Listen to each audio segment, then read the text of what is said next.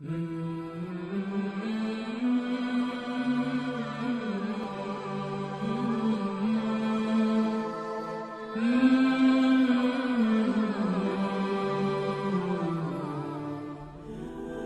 بھائیو، صحیح مسلم میں ایک حدیث ہے کہ اللہ کے محبوب صلی اللہ علیہ وآلہ وسلم کی خدمت میں ایک دفعہ سیدنا جبرائیل علیہ السلام بیٹھے ہوئے تھے تو اچانک انہوں نے اوپر ایک زوردار آواز سنی تو اپنا سر آسمان کی طرف اٹھایا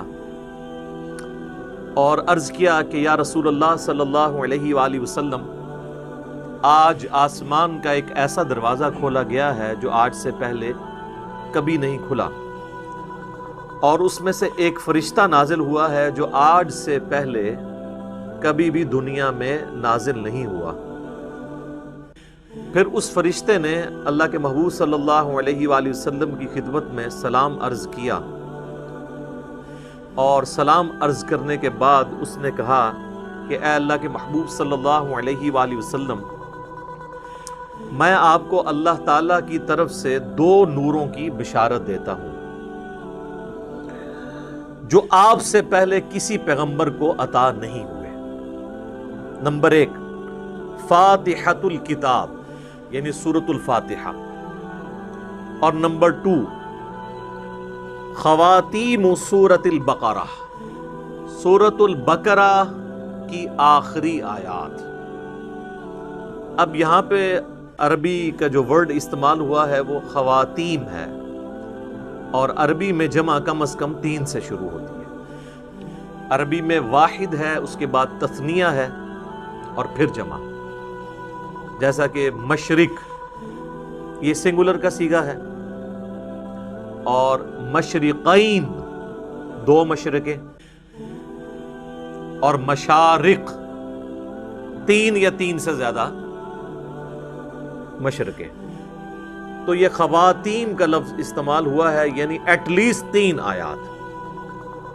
تو یہ واحد حدیث ہے جس میں سورۃ البقرہ کی آخری 3 آیات کا ذکر آیا ہے، جو آج ہم نے کور کرنی ہے۔ للہ ما فی السماوات و ما فی الارض سے لے کر آنورڈ اینڈ تک۔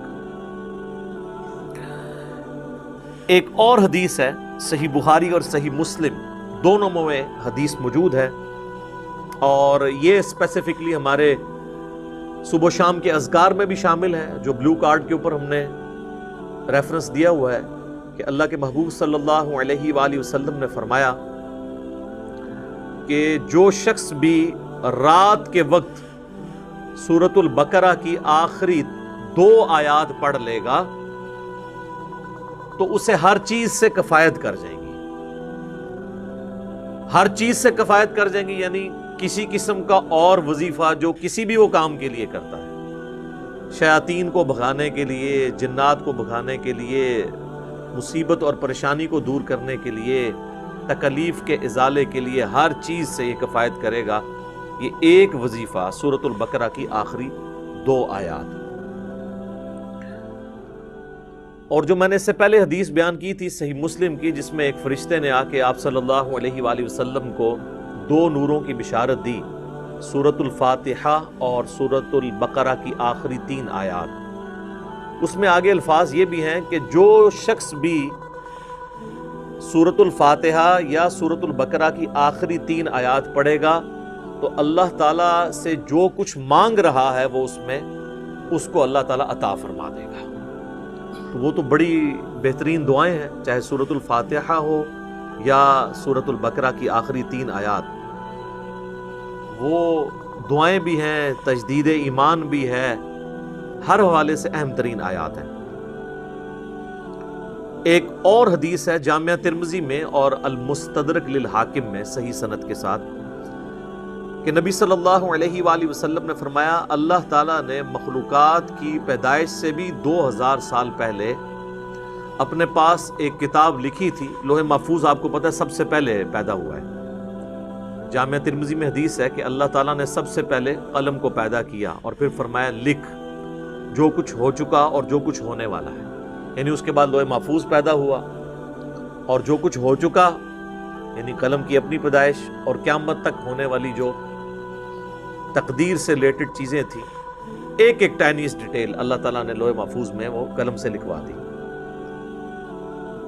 تو وہ جو اللہ تعالیٰ کے پاس ہارڈ ڈسک ہے بڑی، جس میں ہر چیز اللہ تعالیٰ نے ریکارڈ کی ہے مخلوقات کی پیدائش سے 2000 سال پہلے، اس میں اللہ تبارک و تعالیٰ نے جو آیات درج فرمائی تھیں ان میں سے آخری 2 آیات سورۃ البقرہ کی نازل فرما کر سورۃ البقرہ کو مکمل کیا. یہ کوئی عام آیات نہیں ہے.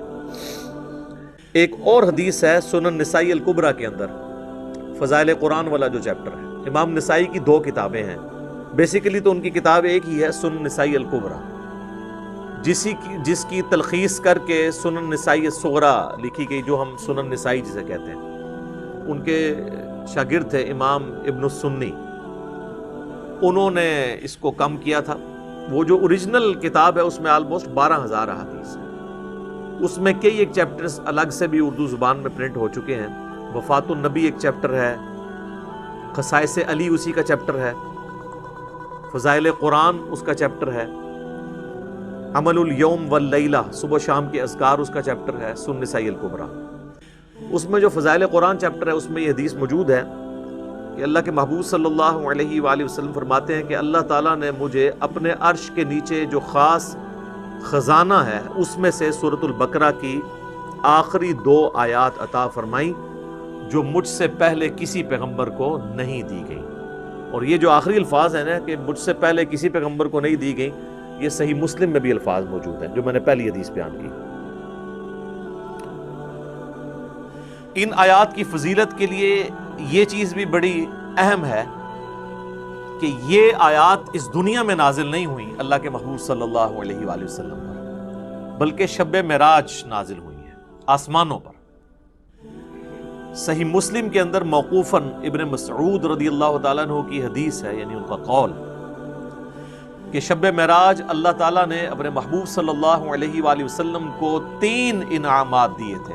نمبر 1 5 نمازیں، نمبر 2 سورۃ البقرہ کی آخری 2 آیات، اور نمبر 3 جو کوئی بھی آپ صلی اللہ علیہ وآلہ وسلم کا امتی شرک نہیں کرتا ہوگا، at the end of the day اللہ تعالیٰ اس کو معاف فرما دے گا، چاہے وہ اپنا عذاب بھگت کے. لیکن الٹیمیٹلی جو بخاری مسلم میں حدیث ہے کہ آخری دفعہ اللہ تعالیٰ مجھے اس چیز کی بھی اجازت دے گا کہ میں دوزخ میں سے اس شخص کو بھی نکال دوں جس کے دل میں رائی کے دانے کے برابر بھی ایمان ہے. یعنی جس نے، ایک اور حدیث میں بخاری مسلم کے الفاظ ہیں، جس کے پلے سوائے اس کے کوئی نیکی نہیں ہوگی کہ صرف اس نے ایک دفعہ کلمہ پڑھا ہوگا. لیکن یہ بالکل اینڈ پہ ہے، یعنی یہ نہیں ہے کہ یہ کلمہ پڑھنے سے ہی جنت مل جانی ہے. واللہ عالم، وہ 1000 سال لگیں، 1,00,000 سال لگیں، کروڑ سال لگیں، وہ اللہ کو پتہ ہے. اللہم اجرنا من النار، آمین. یہاں تو لوگ بڑی آسانی کے ساتھ کہہ دیتے ہیں نا جی خیر ہے، دیکھی جائے گی، کوئی مسئلہ نہیں ہے. اور انہی سے کہا جائے نا کہ آپ 10 سیکنڈ کے لیے موم بتی کے فلیم کے اوپر اپنا ہاتھ رکھیں تو نہیں رکھ سکتے. اور جہنم کے بارے میں کہتے ہیں دیکھی جائے گی، ایک پھیرا ہی لگے گا. تو بس یہ دیوانگی کی سوچ ہے، اس کا حقیقت کے ساتھ کوئی تعلق نہیں ہے. تو یہ میرے بھائیوں میں نے چند احادیث بیان کر دی سورۃ البقرہ کی آخری 3 آیات کی، اور اس میں سے بھی اسپیسیفکلی آخری 2 آیات آمن الرسول بما انزل الیہ من ربہ والمؤمنون سے آنورڈ. ان آیات کو پڑھنے کی روٹین بنائیں. اور چونکہ بخاری مسلم میں الفاظ ہیں کہ جو رات کے وقت میں پڑھ لے گا اسے ہر چیز سے کفایت کریں گی، تو رات کی ڈیفینیشن شریعت کے اندر مغرب کے بعد رات شروع ہو جاتی ہے، غروب آفتاب کے ساتھ ہی.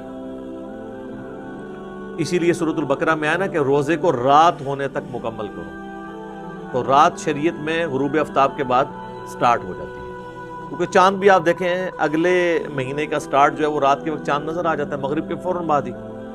پہلی کا چاند تھوڑی دیر کے لیے نظر آتا ہے مغرب کے فوراً بعد. تو مغرب کے بعد بھی آپ ان آیات کو پڑھ سکتے ہیں، عشاء کے بعد بھی پڑھ سکتے ہیں، رات کو سونے سے پہلے بھی پڑھ سکتے ہیں. اس کی روٹین بنائیں اور اسے کبھی سکپ نہ ہونے دیں. کوئی مشکل وظیفہ نہیں ہے، سارے وظائف کے اوپر بھاری ہے یہ وظیفہ، اور کچھ عرصہ آپ اپنی روٹین بنائیں گے تو آپ کو یہ خود بخود زبانی یاد ہو جائیں گی، آپ کو کوئی اس کے لیے محنت نہیں کرنی پڑے گی۔ آخری 3 آیات کا وظیفہ بنا لیں، للہ ما فی السماوات و ما فی الارض۔ ویسے عموماً پبلک کے اندر تو جتنی بھی احادیث مشہور ہیں وہ آخری 2 آیات سے ریلیٹڈ ہیں، لیکن آج جو میں نے آپ کو صحیح مسلم کی ایک حدیث بتائی ہے نا، اس میں چونکہ خواتین کا لفظ ہے تو آخری 3 آیات، اس لیے آپ دیکھیں گے قرآن حکیم میں سورۃ البقرہ کا جو آخری رکوع ہے نا وہ انہی 3 آیات پہ مشتمل ہے۔ تو اب اپنی روٹین، اگر کوئی شخص آمن الرسول سے پڑھتا تھا تو وہ اس کو پیچھے لے کے آئے، للہ ما فی السماوات و ما فی الارض، یہاں سے لے کے آن ورڈ اس کو پڑھنا شروع کریں۔ چند دن آپ پڑھیں گے تو خود بخود آپ کو یہ آیات زبانی یاد ہو جائیں گی، کوئی بیٹھ کے پوری انٹینشن کے ساتھ یاد نہیں کرنی پڑے گی۔ اس کا آسان طریقہ یہ ہے کہ نماز مغرب یا نماز عشاء کے بعد مسجد سے نکلنے سے پہلے یا گھر میں سنتیں ادا کر رہے ہیں تو مصلی کو اٹھانے سے پہلے مصحف ہاتھ میں پکڑیں اور اسے ایک بار پڑھ لیں اپنی روٹین کے اندر۔ آج کل تو سمارٹ فون ہے، کوئی ایشو نہیں ہے، موبائل فون کھول کے بھی اس میں بھی پڑھا جا سکتا ہے۔ یہ وظیفہ ضرور اپنی زندگی کے اندر لے کر آئیں۔ اس میں آپ دیکھیں گے کہ سٹارٹ تو اللہ تعالیٰ کی تعریف کے ساتھ ہوا ہے، للہ ما فی السماوات و ما فی الارض۔ اس کے بعد کچھ کریٹیکل چیزیں ڈسکس ہوئی ہیں کہ اللہ تعالیٰ گرفت فرما سکتا ہے، جو کچھ تم دل میں چھپاتے ہو یا ظاہر کرتے ہو، کچھ بھی اعمال ہیں وہ اللہ تعالیٰ اس پہ گرفت کر سکتا ہے۔ انشاءاللہ میں اس کی تفسیر بھی بعد میں بیان کروں گا۔ اور اس کے بعد پھر ایمانیات کا ذکر ہے، جو بیسیکلی 3 مسلمانوں کے عقائد ہیں، عقیدہ توحید، عقیدہ رسالت اور عقیدہ آخرت۔ ان 3 عقائد کی تجدید ہے اس کے اندر۔ عموماً آپ نے دیکھا ہوگا نا، لوگ کہتے ہیں رات کو مرنے سے پہلے جی آپ نے جو ہے نا وہ تجدید ایمان کرنی۔ ظاہر ہے موت ہی ہے نا، نیند۔ صحیح بخاری میں حدیث ہے کہ آپ رات کو سوتے وقت کیا دعا مانگتے ہیں؟